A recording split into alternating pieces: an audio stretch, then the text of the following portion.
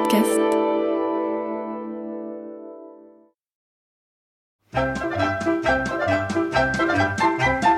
Les aventures de Tintin d'après Hergé, une émission de Nicole Strauss et Jacques Langeais. Musique originale d'André Pop, réalisation René Villemet. Les cigares du pharaon, 5e épisode. Le hasard a permis à Tintin et à Milou de se joindre à un éminent égyptologue répondant au nom peu commun de Philémon Cyclone. Ce savant espère pouvoir découvrir, sur la foi d'un papyrus, le tombeau du pharaon Kiosque.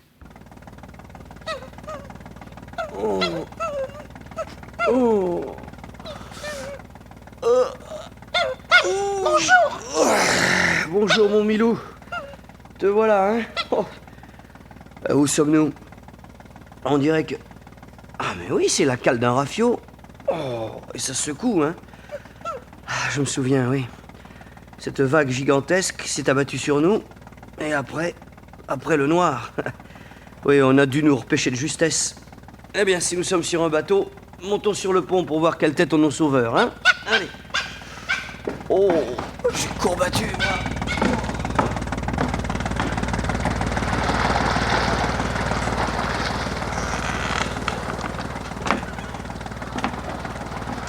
Alors, jeune sportif, bien dormi?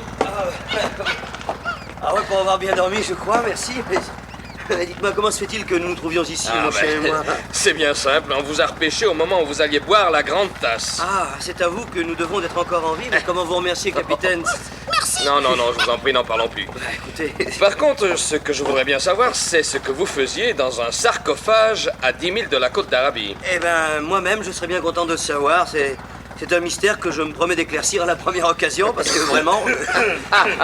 mais que je vous présente mon unique passager, enfin, unique jusqu'à votre repêchage. Voici le seigneur Oliveira da Figueira, de Lisbonne. Tintin, très heureux, monsieur, mon chien, Milou.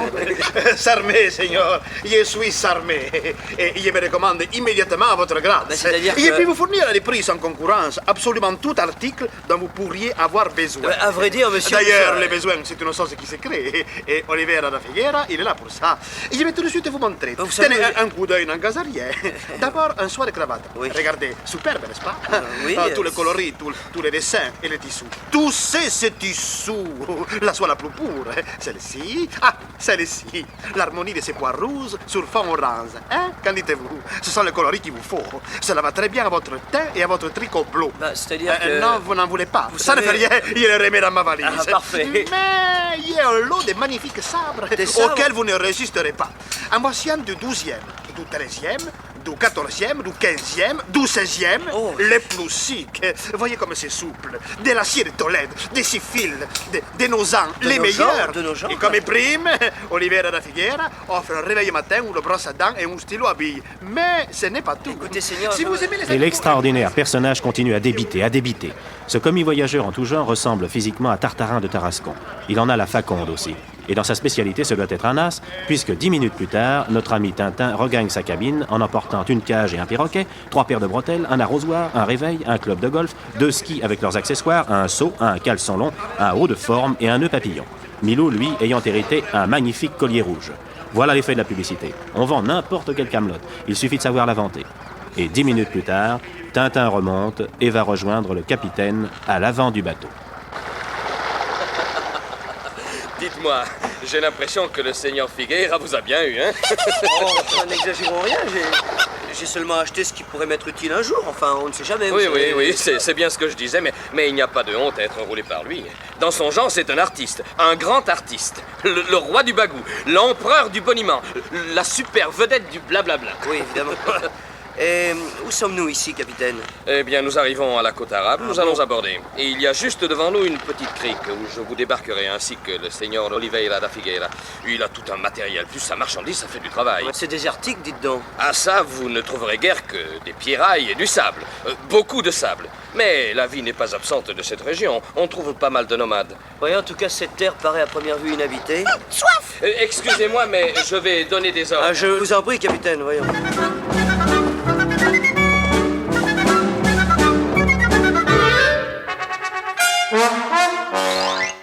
Le rafio fait son entrée dans la crique par un étroit goulet et mouille. Un canot se détache et gagne la côte. Grâce à la radio, nous allons assister au débarquement. Vite, vite, vous autres! Mon matériel sur ces monticules là-bas. Bon pourboire. Vite, vite! Ah, je me demande à qui il va pouvoir vendre sa camelote, le seigneur. Ici, c'est en plein désert. Fou? Oh, il a pas l'air fou, Milou. Oh non.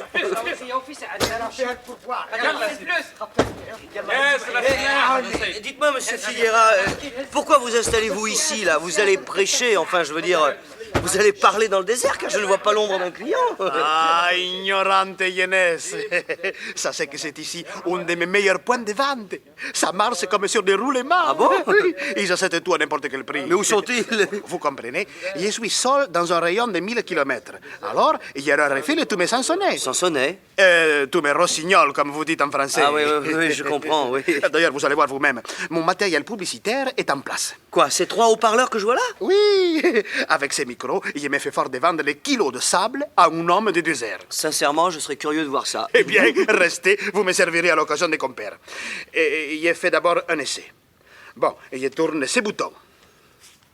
Allô, allô? Paris-Bordeaux-les-Mans? Paris-Bordeaux-les-Mans? Allô, allô? Salam alaikum. Ici le seigneur Oliveira da Figuera, qui vend tout à tout le monde et vous salue. Toutes les richesses des pays d'Occident à des prix imbattables. Que les fils du désert profitent de ces occasions mondiales. Oliveira da Figuera enrichira vos tentes, embellira vos femmes, augmentera votre confort, guérira vos maladies, vous donnera bonne haleine et dents blanches, fera grossir vos sameaux, ensolivera vos rêves. Venez, venez tous. Salam, salam, salam et re-salam. Oliveira vous attend. Allah soit avec vous. Mektoub et Hamdoullah. Allô? Allô? Accourez, il n'y aura pas pour tout le monde. Qu'on se le dise, dans une demi-heure, les roumis qui vendent tout sera parti. Venez, venez. Et voilà. Ça, pour du bagou, c'est du bagou. Oh, tous les grands méditerranéens, tous les grands latins ont su parler. Regardez Homère, Cicéron, Démosthène.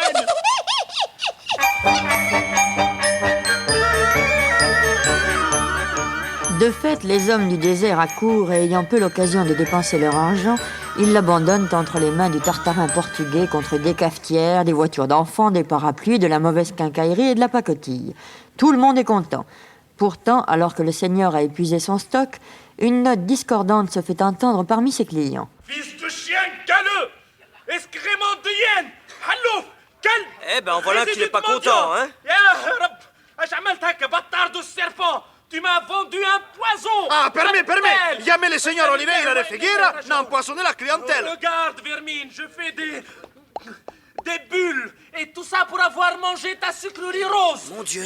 Mais je t'assure que... Assez, crotte de chameau, scorpion, halouf, Hassan, quel manoul! Avant la nouvelle lune, mon maître, le cheikh Patracha Pacha, t'aura châtié! Vengeance sur toi, rombi menteur, voleur, trompeur! Ya Rab, Ahmed fait des bulles et c'est de ta faute! Ya Mohamed Ahmed, fils du fils... Oh là là là là là là, j'ai l'impression que celui-là ne se laisse pas prendre à vos formules publicitaires, hein? Parce qu'il les a mal écoutés. Oh, Ce qu'il a Seigneur. pris pour une gourmandise, c'est une savonnette à la rose. Alors forcément, avec la salive, ça fait des boules. Alors, Milou, alors, ça suffit. Alors, De toute façon, il a écoulé mon stock. Retournons à bord. bien volontiers, d'autant plus que je dois prendre mes dispositions pour poursuivre mon chemin à pied. Ici même, plein sud. Il doit y avoir une tribu nomade derrière ces montagnes. Vous ne risquez pas de vous perdre.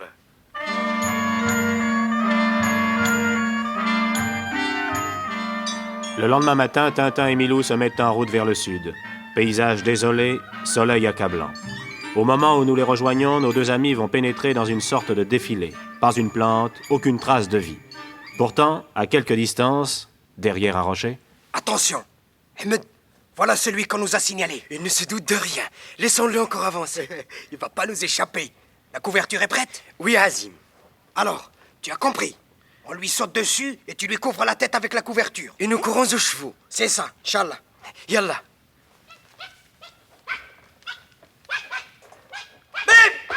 Mais qu'est-ce que c'est?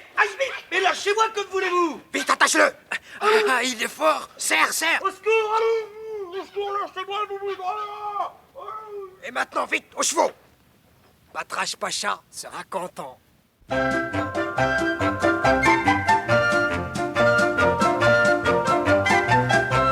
Les aventures de Tintin d'après Hergé, une émission de Nicole Strauss et Jacques Langeais, avec Maurice Sarfati, Pierre Mira, Jean Péméja, Eoukish, la scène, Abderrazak et la mamie, Ahmed Kada et Milou.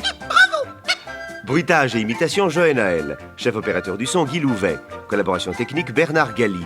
Assistant Jean-Claude Létard. Musique originale André Pop. Réalisation René Villemet.